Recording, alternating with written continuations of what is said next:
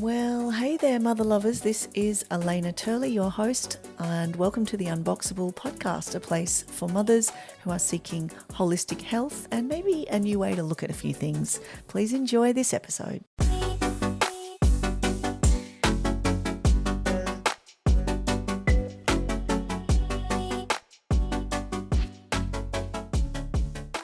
Today on the podcast, we have the divine Miss Melina Bagnato. Melina has an undeniable energy and lust for life, fashion and family. Since bursting onto screens on My Kitchen Rules 13 years ago, Melina has continued to be a much-loved personality. She shares the highs and lows of motherhood, behind the scenes of running a successful business, fashion, style, charity, self-care, and all things being a woman. Vivacious, stylish, and always authentic, Melina has the driving passion to build confidence and support women to live their best lives, no matter where they are in their womanhood journey. What a great bio. I know you're going to love this conversation with Melina. Hello, Melina. Hello. Welcome, darling. I feel very honored and privileged to have you here. We have spent lots of time together last year, and it is such a treat to invite you onto the Unboxable podcast. So thank you. Thank you for having me. I feel so honored to be part of this and be invited. So thank you. Total pleasure. So the first question I always ask my guests is, who are you? Where are you? What do you love to do? So my name is Melina Bagnato. I am from Melbourne, Victoria. I am a style, confidence and business coach. And my passion is to help women feel empowered to connect with their insides so they can feel and look beautiful on the outside. And yeah, it just gives me enormous satisfaction when I see women see their true beauty and stand tall and walk in their power through not just mindset, but the way they dress themselves and style. I'm definitely a fan of yours, Melina, because I've experienced you doing this, what I would call your zone of genius, where you helped me with a little shoot last year. So as a brief testimonial, I got to say, I had never been able to capture images that were so natural. And we didn't actually even get to style or anything like that. We were thrown in the deep end, and you just directed the shoot on one of our retreats last year, a business retreat. And it was remarkable. It was remarkable to see. Yeah, and that you didn't know you'd be doing it either. No, it was so last minute. I remember that. But I actually, it's a testament to the 17 ladies that I directed in an hour. It was so quick. And it just showed you that when there's an urgency and you don't overthink things, so you just step into it. And it was credit to you and the other ladies that just sort of trusted me, went with it and like took the direction and got uncomfortable, but then like laughed awkwardly through it and then nailed it. Yeah. And it was awesome. We totally did. It was so funny, wasn't it? So yes, I loved it. Tell me how you kind of got from there to here. So what were you doing before this? Tell me a bit about your background. I worked in the fashion industry for 25 years, worked my way up from a receptionist to then a buyer, visual merchandiser, then got my qualification as a personal stylist. I've styled fashion parades. And, I've even worked in account management for uniforms, helped Lisa Ho launch the Commonwealth Bank uniforms. I got a really rich history in fashion and born into a fashion family. But it wasn't until 14 years ago that I just I didn't even know what intuition was. I wasn't connected with myself really that 14 years ago. But I knew this knowing, and it was a knowing that I has to be more than driving an hour each way to work every day and doing something that just didn't fill me up. And I remember sitting in a review with my manager at the time, and she said, "What is it that you want?" And I remember distinctly saying, "I want to make a difference." And she said, "Well, I can't help you with that here. We're selling free gifts with purchase that you put on a magazine and selling to the magazines in Australia. And you don't really make a difference with that." And so I started my business with the intention that I was going to help women feel good and look good. And, it took years to really find my zone of genius at that point, and ended up starting an online clothing store when I was pregnant with my second child. I just finished filming My Kitchen Rules, and I had a miscarriage just before I recorded that, and ended up quite depressed by the end of it, and then fell pregnant. So that was just such a spiral of disaster emotionally that time of my life. But what happened was that it forced me to again, I wasn't really connected with intuition other than that I believed in a higher, God, the universe. And I asked for a sign, and the sign was to sell clothes on Facebook. And so 10 years later, I'd built this multi-million-dollar empire that started pregnant in despair because I couldn't walk around styling anyone and no one was going to pay for a stylist. And I had this business, which I loved for a long time. And then, COVID took the juice out of it for me. I pretty much gave my heart and soul, and I capitalized really on that time because I had a captured audience of women at home that were, you know, that weren't connected, were in despair themselves, and I had the ability to connect with them through lives and Instagram, and really my business grew 300% through COVID. Wow. Yeah, offering them clothes that made them feel good, that were cost effective. But what happened was I came out of that burnt out with adrenal fatigue and just really resented my business by the end of it. Mm. So long story short, 6 months ago, I ripped the Band-Aid off because I really realized that it wasn't juicing me up anymore. I'd become a retailer. And when you're a retailer, besides just looking at profit and loss and, always budgeting and looking at trends, I wasn't really making a difference. So I'd lost my why. And so, I had to dig deep and grow some big balls, and I had to be really brave, and I gave myself permission to change my business. And so, 7 months later, I'm still finalizing my new business model, but what's not flexible is my flexibility and my freedom.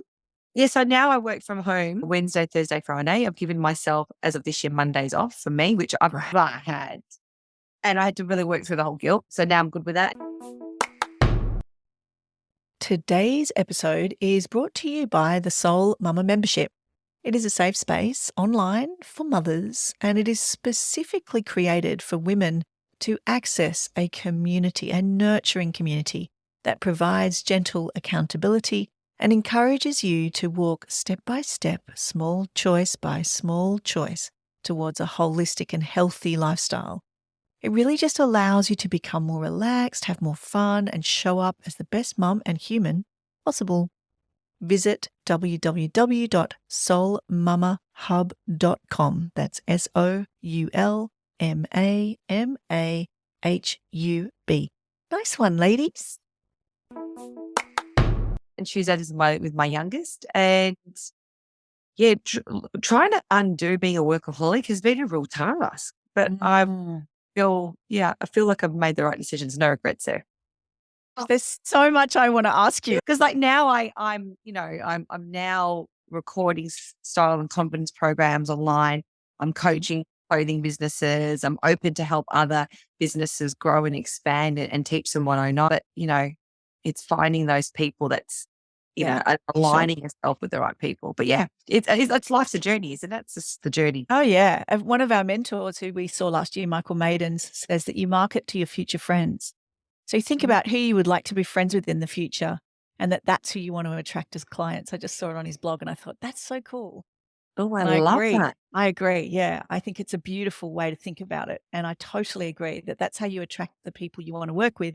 You think, who do I want to be friends with in 5-10 years' time? Yes. And it's true. Although for me, it was the other way. All of my friends supported my business in the early days, which was really sweet. So first of all, I want to say, I'm sorry to hear that you had a miscarriage. That's the first thing I want to say. And just to respect and honor that you shared that not everybody can share that, and that you can is powerful and important. And it is important. It's hearty. So, and it changes us, Yeah, of course. And it changes us. And it's interesting that out of that came another pregnancy and a business. Interesting, right? Because I think it's that's actually even come up like 10 years later. Like I didn't really grieve the miscarriage at all, just shoved it under the rug and ran. And it wasn't until a year ago someone asked me if I've actually dealt with that, what they called trauma. And then I had to work on that. It was, it's fascinating. So thank you. Yep. Yeah, of course. And I had multiple miscarriages, and I also didn't deal with it, in inverted commas, deal with it, at the time I couldn't. And so it's interesting that years later you realize apparently women you would know this now most likely, we hold our grief and our trauma often in our wombs. So sometimes that can lead to infertility, when it's not cleared. And I think that may have been a little bit the case for me as well. So there's that. then there is the aspect of what you're talking about where you said you went into you left something very familiar to create something very important. You wanted to have an impact. Mm. So why? Why was that important to you?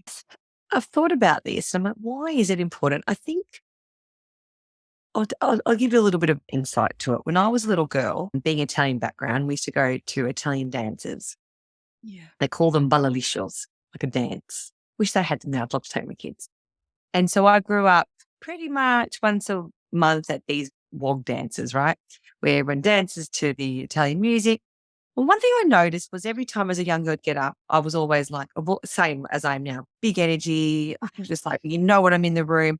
And I would go on the dance floor and I'd dance with my nonno or I'd dance with my dad. We used to dance rock and roll. And I would see these middle-aged women look at me and smile, but with a sadness, like, oh, like, no, wish I would have the confidence to do that. Or I remember when I was like that sort of thing. And they looked like they were trapped in their body. And I remember as a young girl thinking, they look so miserable.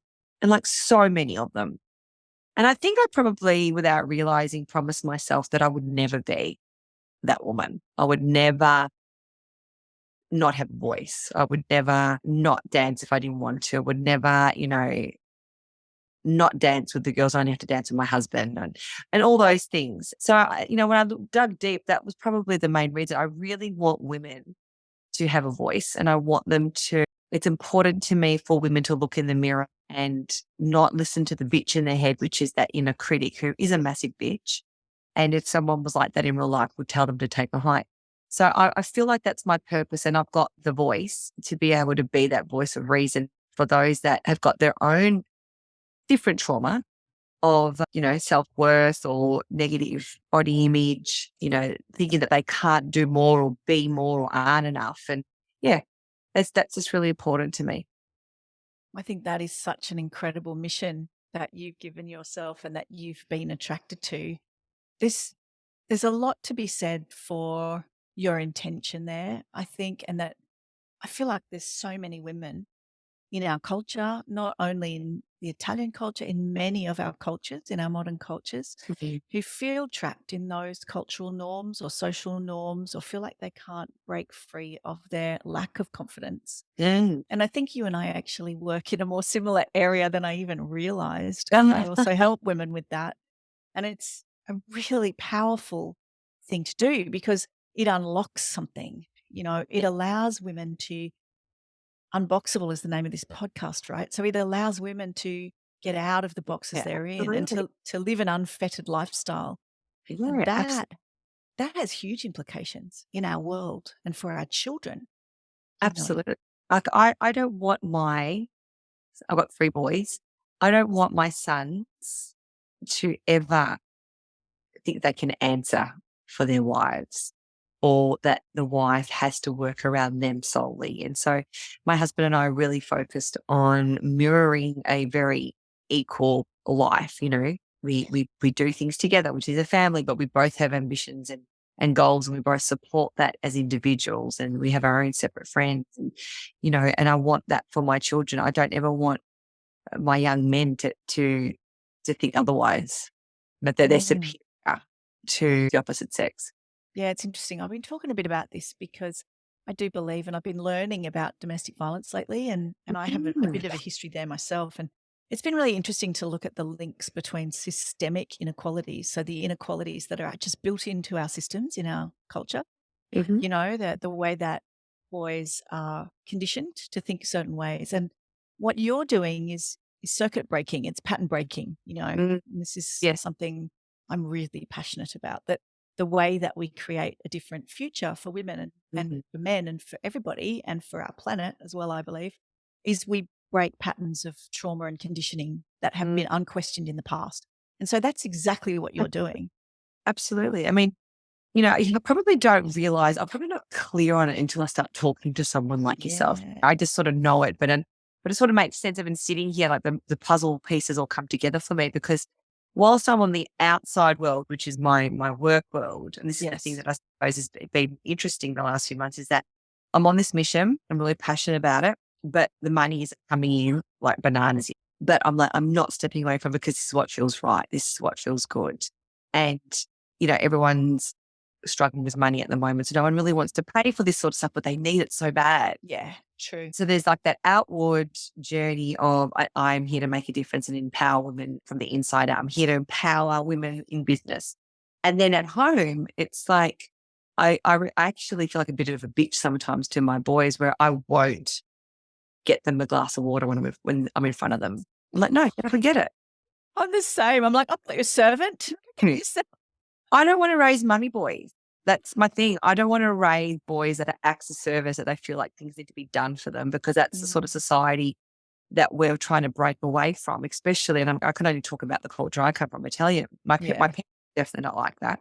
I suppose I was inspired by them, but definitely everyone else around. Yeah.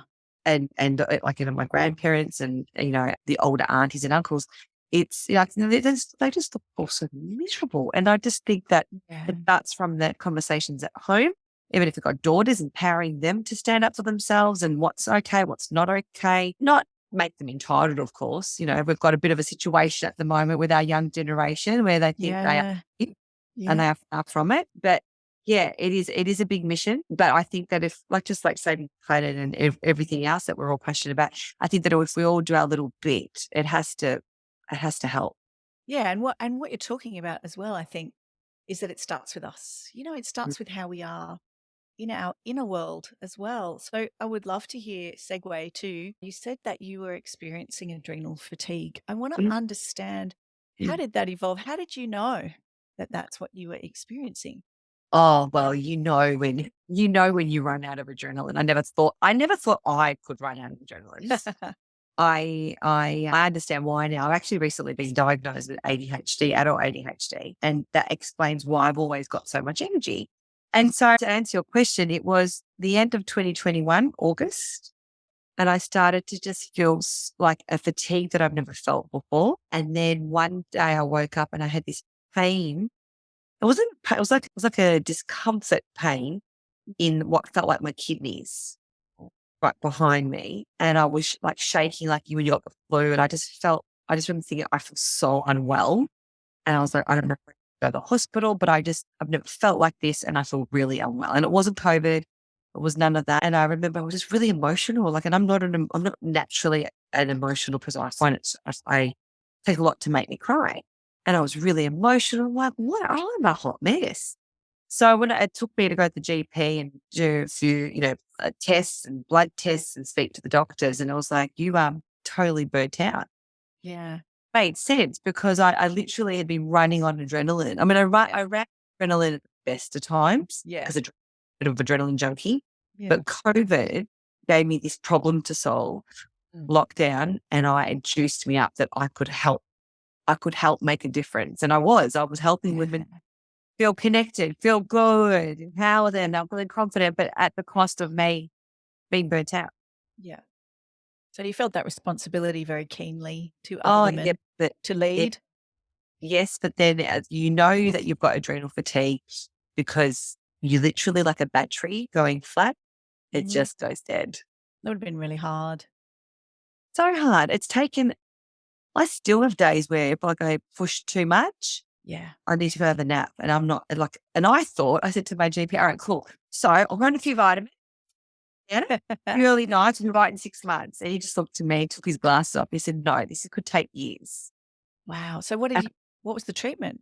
Well, he said, you need to make some serious life changes, don't you, girlfriend? And so that was really the beginning of the end of what sold me over, was that I'd spent so long building, but really it made me do a lot of soul searching. So for the next 6 months, I literally questioned if I wanted to be in the business I wanted to be in, questioned sort of, was I giving my energy to friendships that weren't like feeding my soul? Was I doing, too much with the kids? Was I what was I doing too much of? And the thing was, what I wasn't doing at all was I was not spending any time on me at all. Right. And I identified that I had a self-worth issue, that I would put everyone else first but myself.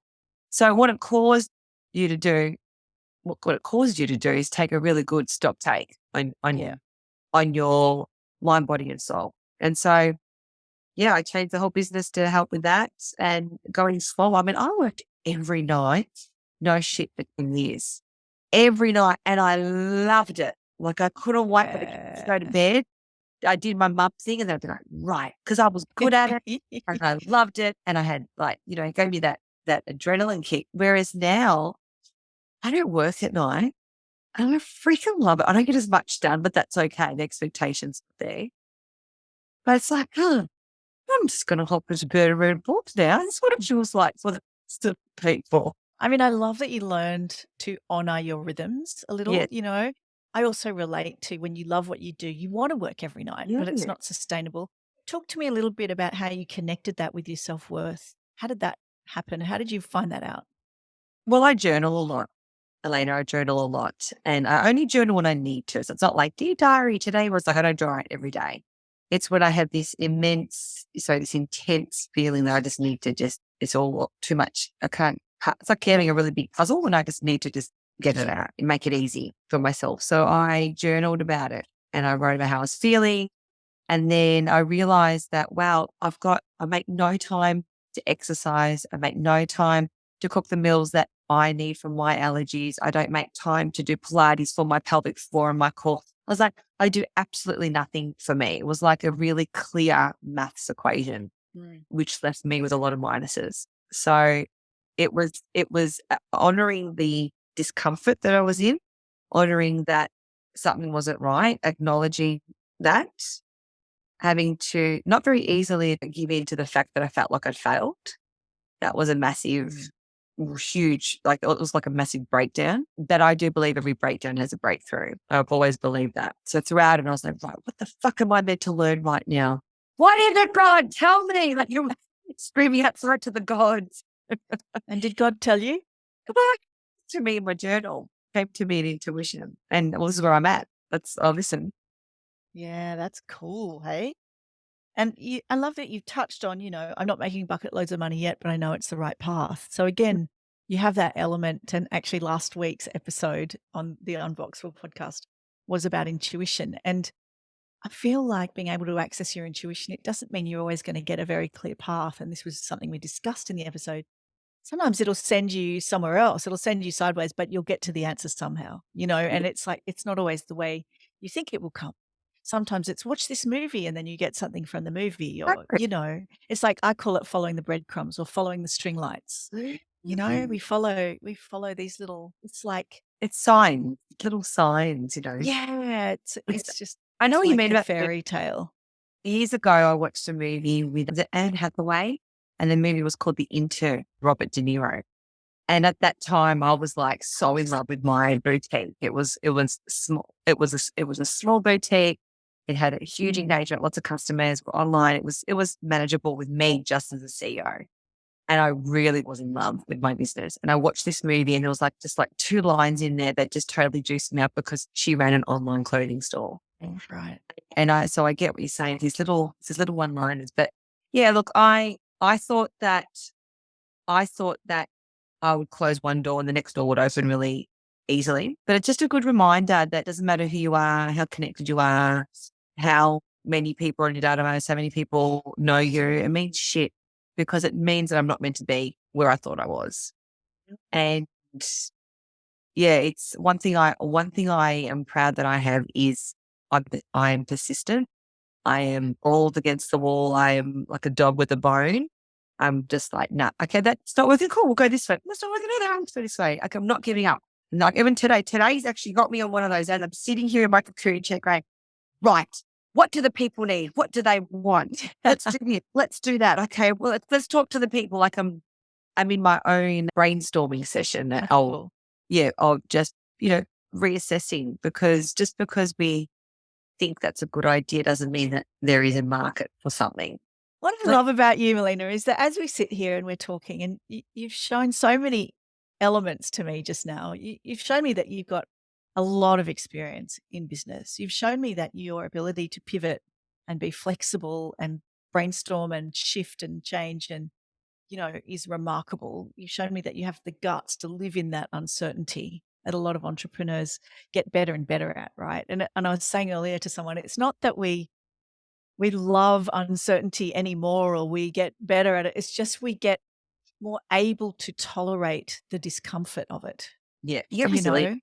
Yeah, we get resilient, and that's really magical, and, like, I can see that's what you're doing now, but the other thing I'm hearing from you is that for whatever reason, whether it's life or just in you, you trust the process. Like, you are Mm. shifting and changing and pivoting and, flexing and getting out your big lady balls and doing all the things you need to do, right? But you're doing all of that with a kind of an inherent faith in yourself and trust in the process. Mm. Where do you reckon that comes from? It's like I said, it's a knowing, it's an intuition. I've Yeah. come to acknowledge that this feeling that I have, which is we all have it now, it's a deep knowing Yes. and it's an intuition. I've actually listened to that since I was a teenager. I didn't know what the word was, but I made some drastic choices to end relationships, to end jobs, like that, with that same exact feeling. It's still the same feeling, but I know that that brought me to the next step. And then that Yeah. same feeling brought me to the next step. So now I'm like, oh yeah, I know that feeling. All right, cool. We're on the right path. Cool. And I've got a trademark word called flutters, which is it's about feeling really juiced up. And my analogy is that when you feel really turned on, you get those Fanny flutters that start in your womb and come all the way up, and you get turned on, juiced up about life. And I said to my guides a few weeks ago, if I'm on the right path, show me butterflies. Wow. I shit you not. I'm being smacked in the face with butterflies every day. If it's not on a kid's top of the walk past, a butterflies pass. Then there's earrings and there's motifs and it's just like everywhere. Yeah. So it's a feeling, it's a knowing, it's intuition and it's signs. And I believe in myself. And I think that's the thing that is really underrated with us as human beings, men and women, that we lack that self-belief. And I just know, just like I created a seven-figure business doing the same thing, trialing and erroring different things and eventually hit the spot. So will this. I But it think has that's to so work. beautiful, and what you're also mentioning really is it's a practice. This is something that you put into practice Mm. and you take action on it and you go with it. You say, okay, I'm going to set this intention. I'm going to look for that.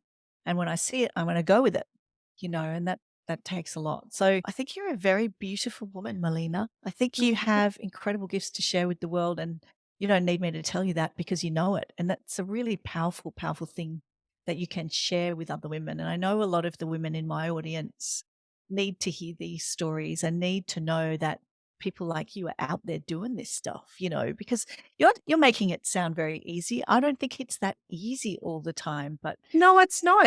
I mean, I'm a glass half full sort of girl. So I'm yeah, always, okay, so what's the lesson in that? Or oh, this is really crap, but let's just give it I'm meant to learn something. Like I'm always glass half full.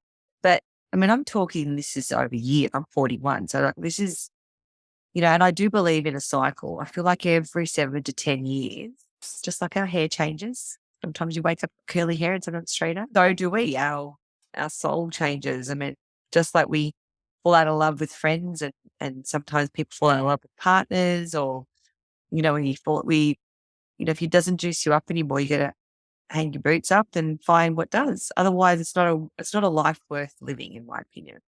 right. You're just a carcass. Oh, I hear ya. I think Yeah. I've been a carcass and it's not very fun, Oh, and we all have those moments. I realize that there are times that we go off track. There are times, like you say, there are seasons, and sometimes the off track is the way we get to the right track. You know what I mean? And I absolutely. and I think it's so cool that you get that and that you are doing it all the time. And It's not comfortable. I'm not don't no, ducky, and it's like, oh, I'm yeah, doing the right thing, and then you're like, oh no, I'm definitely doing the right thing, and then and then you like can't let money, take over, because if that was the case, then we'd just go get another job. yes, yes, The I real- agree. It's really got to. One thing that I coach on and that I've learned over the years is that without clear personal values, then you don't know where you're going. You're in the forest with no torch, no light there, Yeah, just walking. So I'm really clear on my values, and values are pretty much your compass in life. And my three values are my family. So everything that I do has to work around my time with my kids because the mum guilt I will not carry that. It makes me feel sick. I'd rather stay up or have a messy house and know that I spent time with my kids. Mama bear. Spirituality, so journaling, baths, me time. Yeah, it was using my sage and my oils and my crystals. Everyone's got different form of spirituality. And third is flexibility and freedom. So, and I believe that's exactly what I've created, and that's why I'm so focused on making this. It will work because it ticks the boxes of the values. That's so beautiful. Your values are really interesting. And through embodying and living those 3 values, you then are able to increase your impact, I imagine. And it's also really interesting because there's an interplay here. Like there's a level of certainty and conviction that you display to when you know something is right or not right, and you take action on that, right? Which when it comes to your intuition, when it comes to your guides, when it comes to the butterflies, like the flutters, they're all ways of knowing, okay, I must change or I must stay the course either way, right? But there's another element to do with when something is a little uncertain and unclear, you stay with it if it feels right at the heart of it. So it's that ability to differentiate. And I'd love for you to tell me how you do this, because I think this is a big thing for a lot of women, that they think, well, I'd really love to do this, but I'm just not sure. That kind of I'm just not sure thing. And I think a lot of the women we work with, they have big dreams and they have well, I'm guessing it's you as well. But for me, the women I work with, they have really big dreams. They want to have big aspirations for their life, but maybe they're caught up still in the fatigue or in the adrenal fatigue or in the depletion or in the day-to-day mothering, and they're not quite at the point where they can pull the pin and go for it. Yeah. And so it's balancing out. Yes, I know something has to change. Yes, I know that I feel a bigger calling, but I'm not exactly clear on what that is. I'm guessing you're going to say, start with your values. But what would you say to a woman like that? Well, first of all, I definitely ask what's important. What is it that drives and are your non-negotiables? So, for example, if I was an employee and they're my values, and I got given an amazing opportunity, someone came to me and said, Melina, we want to offer you a few $100,000 a year to be our buyer and give direction on ranging. You've got so much experience, but it's 5 days a week and it's lots of hours. Well, if I check it back with my values, I then lose all my family time. I will be too exhausted for any spirituality, and I will have zero flexibility. So as much as the money would be enticing, it will actually make me miserable because none of those are in line with my values. So it's about knowing yourself. It is. And I learned this through when I had a life coach and went through, she had 30 different types of values and I had to circle 10, and then from 10, 6, and then from 6 to 3. And they've been my values for the last 4 years. And it's actually quite profound when you apply it to what your business values are as well. Yeah. That's where you pause and go, okay, is this going to work? Is this going to work with that? Don't get me wrong, not when money is just not coming in, you're like, okay, well, how do I make this work now? It's I think you could constantly be like a problem solver. I think that if you, I think you need to get comfortable with being uncomfortable. Yeah. And that book that Maria Forleo wrote, everything is figure outable, understanding something may seem insurmountable today, but you'll figure it out, Yeah. No one's dying. That's what I was saying. No one's dying. It's a beautiful way to look at it. So it's funny. My son said to me the other day, my 4-year-old, and I heard myself answer him and it made me just pause. He said, Mum, what happens if we get lost? Oh. And I said, I think we'll go on a walk somewhere. Yeah. And I said, oh, well, we'll just go on an adventure. And then on the adventure, we'll discover new things and have experiences. And we'll always find our way. Yeah. And I was like, Mum, did you just hear that, Melina? Oh, that this model red. I'm so wise. Yes, we done like a wise owl. I love it when wisdom surprises you. When you surprise yourself with good parenting, you go, oh, I really nailed that one. Great mum just then. That's so nice. I know. I like it when you kind of give yourself kudos. That was definitely the right way to handle it. Thanks, just Mom. And I start to get one of those amongst that, I was a shit parent. Got to celebrate your wins, man. Totally. One thing I read the other day is I've got these affirmation cards that I change every morning. So I'm very much about putting positive in front of me. So reprograms or doesn't allow me, the bitch in their head to take over. Mm. And the card that I pulled that day is celebrate the happy days. Because Oh, as a culture, we're always, oh, it's such a bad day. yeah. Or, Yeah. oh, nothing's working. We talk about that, but we Mm. so often hear someone going, I'm having a great day. Things are going so good for me. Like, I'm just awesome. Like, how often do you hear people say that? Never. It's so cool. I No. love it so much. You will catch me saying that every now and again to my friends, though. We have a bit of a positive culture, not all the time, but I actually find it really hard to be the other way. So I struggled this week because I had a moment where I had to admit my vulnerability to my friends. I had to actually say, I'm feeling really isolated and I need you close. I need you closer.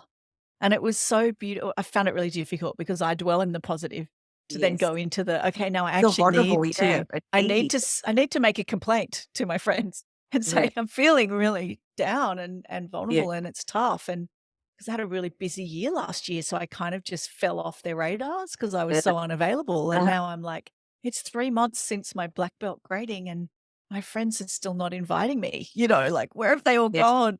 So I told them and they were so beautiful. They immediately, I had coffee this morning, I've got coffee tomorrow morning. Like they're immediately just gone, okay, come on then. And it's really sweet. And it made me realize that sometimes there is a place, sometimes we do the opposite where we hide. We Yes. hide because we feel the pressure to be positive all the time, which is Yeah. like the shadow side. And it's that constant balancing, I think, of like, yes, we definitely need to be positive. We need to dwell in hope and trust and love, But also be okay with the shitty days but be too. authentic. Yeah. Yeah, look, I'm a big advocate for being authentic. Yes. But it's got to protect your energy though and choose who you are that authentically though. Exactly. Otherwise you feel like you're out in the cold with no knickers on and everyone's just looking at you like, oh, we're so vulnerable right now. Yeah. You just be careful how vulnerable. I worked with that's right. I worked with a builder. I was a builder for a while and I worked with a builder. He was like my boss and sat next to me. And if someone made a mistake, if he made a mistake or I made a mistake, the expression he used to use was my ass is hanging out of my pants. And I was like, that's such a good one because that is how you feel sometimes when you like overly expose yourself to the wrong people or in the wrong context, and that can be really, I agree, it can be really draining and difficult. And I'm the last person, honestly, to really decide. Like I've got the people that I do it to, but I won't just go around and talk about what I'm feeling vulnerable about. And last week I went out for like dinner with a girlfriend, and I found myself just feeling comfortable to share a few things, and then I felt that wobble in the throat, and then I started crying. I'm like, oh my god, I didn't even know I was upset about that. And then I just reached out and held my hand, and I'm like, this is we're touching hands. Okay. Like, let's let go, Mel. Let's go. Like, it was really, I had to I was aware that I was like being a bit like a crab. I was yes. Well, holding on. when you're a strong and bold and lady balls type woman, like I Yeah. think you are and like a little bit Yeah. I am, that's actually a really unfamiliar position, isn't it? To be able to have to receive and accept that kind of unconditional support and love. Like I'm normally the one giving it. Yes. I'm not normally the one receiving it, right? Yeah, that can be So, but it felt very beautiful. It felt interesting. nice. Yeah, it's so Around just, beautiful. It's the she's like, best. thank you. She's like, well, isn't that what friends are for? And I was like, Yeah. yeah, that is, yes, of course it is. Yes, of course. But, when you're always the one giving, and that's where, you would go back to what we spoke about before, the adrenal fatigue and the self-worth. And whether you're a businesswoman or not, mums often just experience it because we just give, give, give, Yeah, give, yeah. give, We give. self-abandon. Yeah. Yeah, exactly. I know. I said to my friend yesterday, I sent a text and I was like, thank you so much for listening to me. I felt like I was being a bit of a Debbie Downer. Sorry to listeners who are called Debbie, but it was an expression. And she said, that's okay, my darling. That's what friends are for. And I'm always here for you. I love you, Debbie. It's like, oh, that's so cool. Oh, it was very sweet. Well, Melina, where can women find you or people find you doing what you do? And tell us what's coming next for you and how our listeners can keep in touch. Well, your listeners can find me on Instagram. I've got 2 pages. One is my style and confidence page, which is Style Me Over, where I take the stress out of your dressing and talk about all things confidence that we've spoken about today. And then there's my personal page, my Melina Bagnato, which is where I'm authentically myself, mum, and business owner. I'm at stylemeover.com if you want to have a look at the services that I offer, you want to connect with me in person or virtually. And what's next is I am being really protective of my time to make sure that I don't overcreate, because I'm really great at creating things. And I literally just had a few deliveries of some brands. I'm going to do a try on.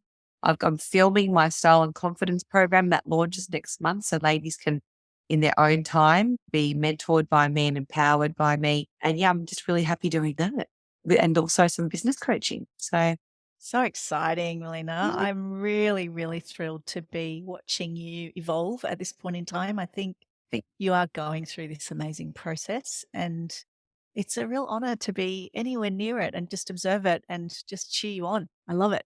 Thank you. Thanks for having me. It was, I felt like I was just in a site coaching session. It was Everyone fabulous. keeps saying that to me on this podcast. Do you think I'm accidentally just doing therapy and calling it a podcast? Is that what's happening? Oh, that was great. I feel so good about myself right now. You're literally the fourth guest in a row to say exactly that. So there's something in it. I might have to rename it. You have got a gift. Your voice and the way that you ask questions and create is really beautiful. And I'm really proud of you. Thank you, my love. Well, Melina, it's been an absolute pleasure. We shall leave it there. And yeah, get in touch, people. We would love to hear from you. Thank you so much. Thank you, Melina. This podcast is produced independently and made just for you. So if you have enjoyed it, please do leave me a review, and you can put in the review a request for a topic or even a nomination for a particular guest if you would like me to interview someone in particular. Thank you so much for your support. If you really love it, you can also share it and subscribe to it and follow it. See you soon.